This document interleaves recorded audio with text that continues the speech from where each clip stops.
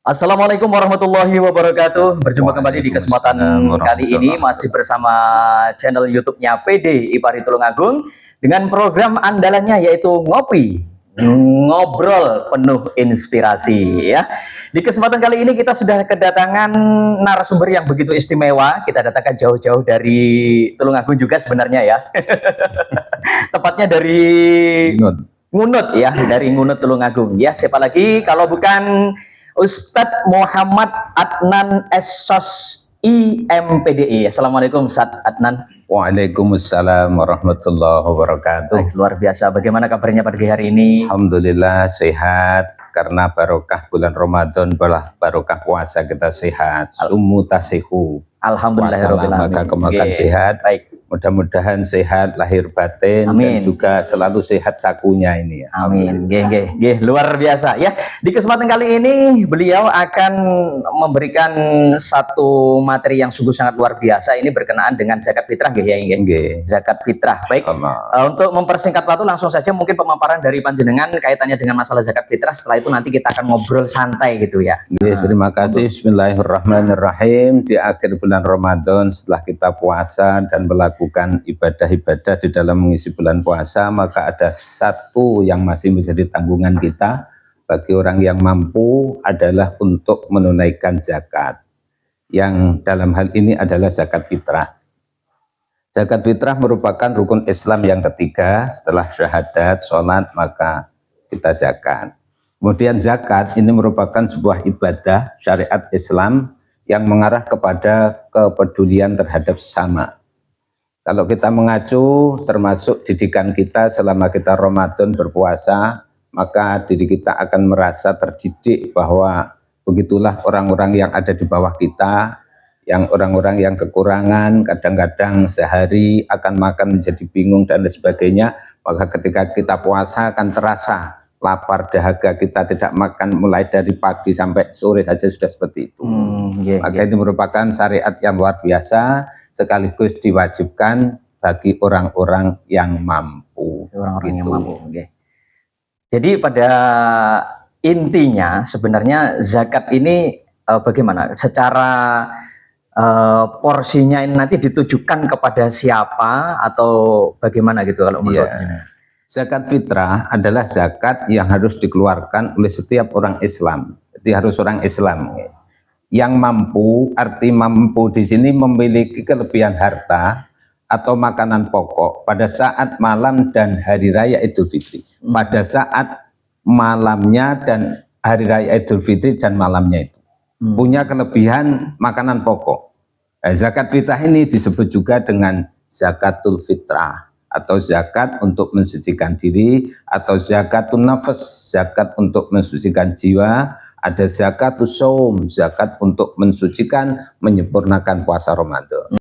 Berarti zakat fitrahnya itu diambil dari kata fitrah ya. Fitrah. Artinya untuk mensucikan diri, mensucikan jiwa gitu ya. Pada intinya bagi orang yang puasa Ramadan kemudian untuk menyempurnakan.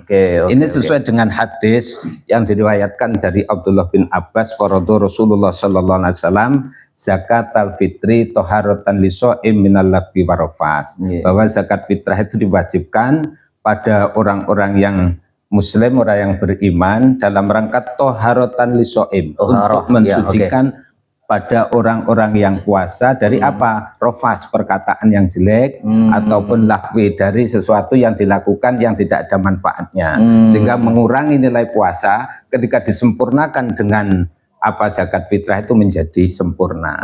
Ada lagi dalam sebuah hadis bahwa saumun itu muta'alakun, saumur Ramadan muta'alakun baina sama iwal ard hatta tu'ta zakatal fitri.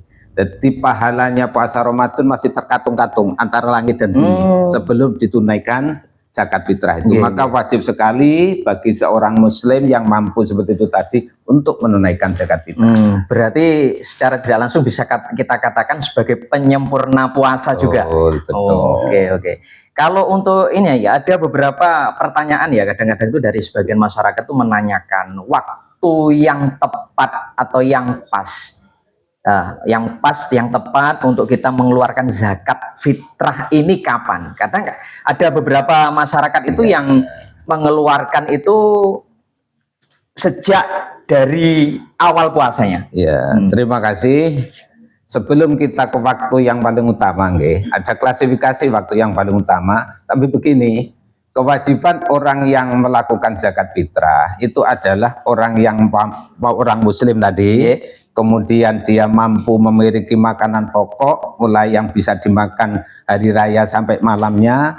Kemudian dia harus hidup menemui bagian dari Ramadan dan menemui bagian dari Syawal.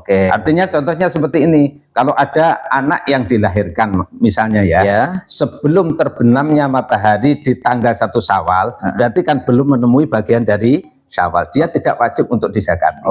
Begitu juga orang yang meninggalnya dia tidak menemui tanggal 1 Syawal, hanya Ramadan tok, berarti dia tidak wajib dikeluarkan zakatnya. Untuk pengeluaran zakat itu ada yang sunnah, ada yang jawas, ada yang makruh, ada yang haram. Ditahan dulu ya, ditahan dulu, kita stop dulu.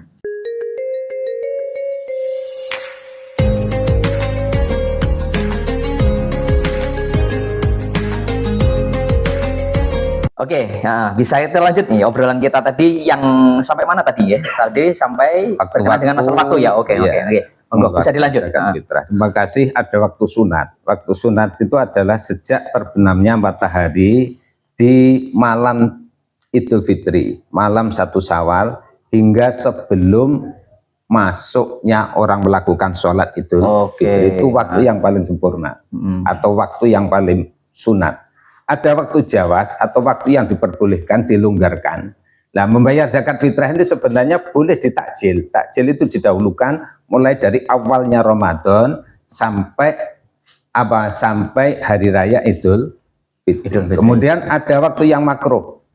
Setelah sholat Idul Fitri itu boleh masih melakukan sampai sebelum terbenamnya matahari. Ini boleh. Tapi di dalam teks hadisnya ini sudah penelitian ulama dari ijtihad ulama. Kalau di dalam teks hadisnya memang dikeluarkan sebelum sholat. Kalau sudah sholat dikatakan sebagai sodakoh.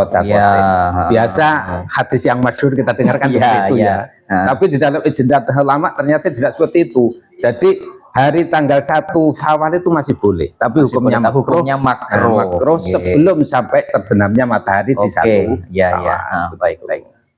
Berarti secara hukum waktu pengeluarannya ada berapa tadi yang pertama ada 4. Ada 4 ya.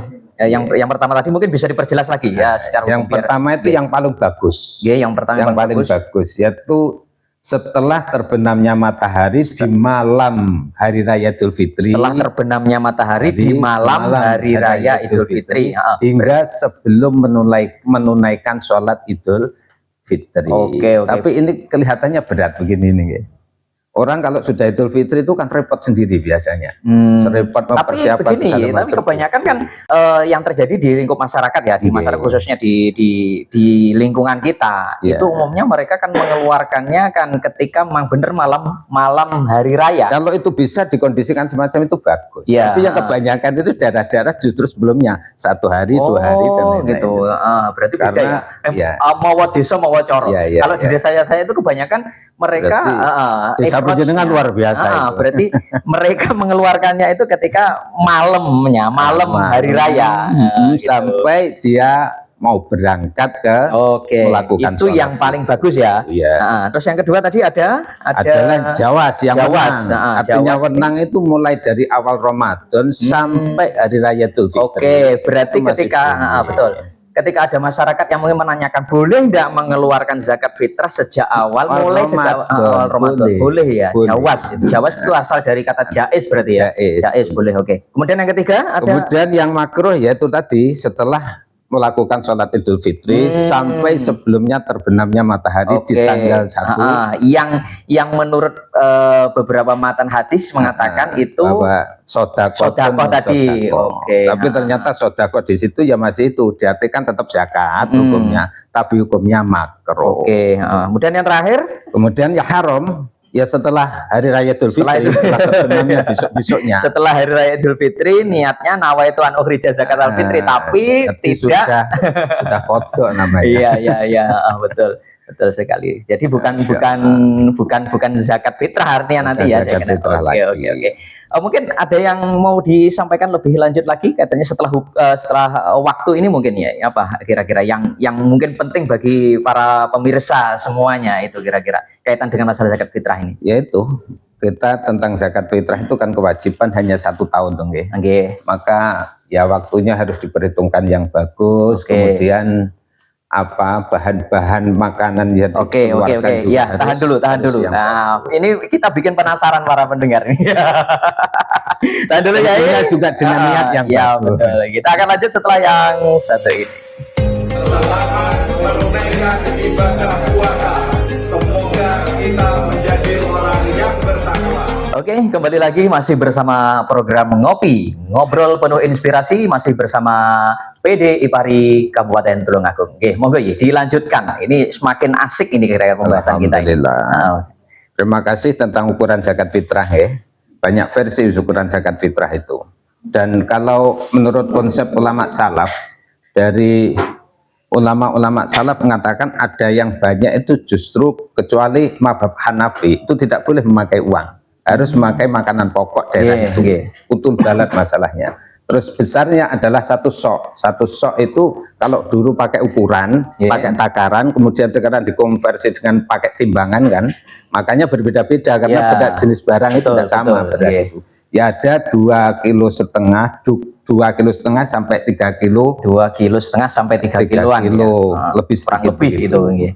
Kemudian kalau yang menjadi catatan ini kalau kita zakat fitrah dikeluarkan dengan memakai uang itu harus diniati mengikuti Abu Hanifah atau madhab Hanafi. Itu caranya kita mengikuti kolnya ulama ketika kita melakukan sesuatu harus ada yang saya ikuti dan diniati untuk maka kisaran besarnya menurut Abu Hanifah itu di sana di Irak dulu ada bahasanya retail. Jadi ada 1 retail, 8 retail ya.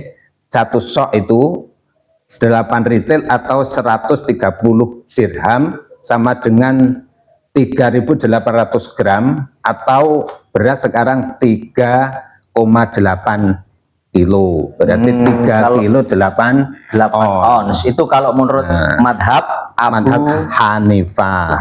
Kalau diuangkan misal 1 kilonya 10.000 berarti 38.000. Oke. Kalau Basnas ini versi Basnas ya, karena banyak yang tuanya itu tentang Basnas. Berapa itu? Basnas sesuai dengan SK Basnas tahun 2025 itu kesaran 1 jiwa diambil 3 kg beras kalau diuangkan 45.000. Itu Basnas Jawa Timur dan se-Indonesia versinya bisa beda sesuai dengan daerahnya masing-masing. Betul.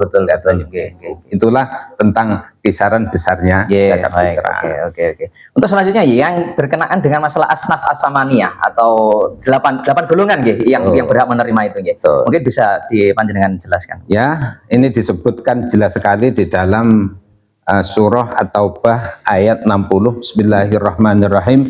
Innamas shadaqatu lil fuqara'i wal masakini wal amilina 'alaiha wal mu'allafati qulubuhum wa fir riqabi wal gharimina fa fi sabilillah wa ibnis sabil. Sesungguhnya zakat-zakat itu hanyalah untuk orang-orang fakir, orang-orang miskin, pengurus-pengurus zakat, para mu'alaf, untuk orang yang memerdekakan budak, orang-orang yang berhutang dan orang yang berperang di jalan Allah, atau orang yang lagi dalam perjalanan atau musafir atau ibnu sabil. Tentang penjelasannya ayat ini berbeda-beda, ya tafsirannya berbeda-beda. Malah yang dulu sekarang sebetulnya seperti apa? Sabilillah itu. Atau orang amil, orang yang lagi mengurusi zakat itu berbeda-beda. Nanti bisa dilanjutkan mungkin begitu. Oke, ya. Untuk kaitannya dengan masalah penjelasan asnaf ini mungkin kita bisa membahas lebih detail lagi di kesempatan lain aja kesempatan lain karena insya Allah masih banyak kesempatan yang mungkin akan kita lalui kaitannya dengan masalah kita di ngobrol penuh inspirasi di Ngopi PD IPARI Kabupaten Tulungagung ini. Untuk terakhir monggo closing statement kaitannya dengan masalah zakat fitrah Terima ini dari kasih. panjenengan? Semoga saja puasa-puasa kita diterima oleh Allah Subhanahu wa taala dengan kita melengkapi adanya yang terakhir yaitu tanggungan kita, yaitu mengeluarkan zakat fitrah, baik kepada diri kita maupun orang-orang yang menjadi tanggungan kita, termasuk anak dan istri kita. Terima kasih. Oke, baik, luar biasa.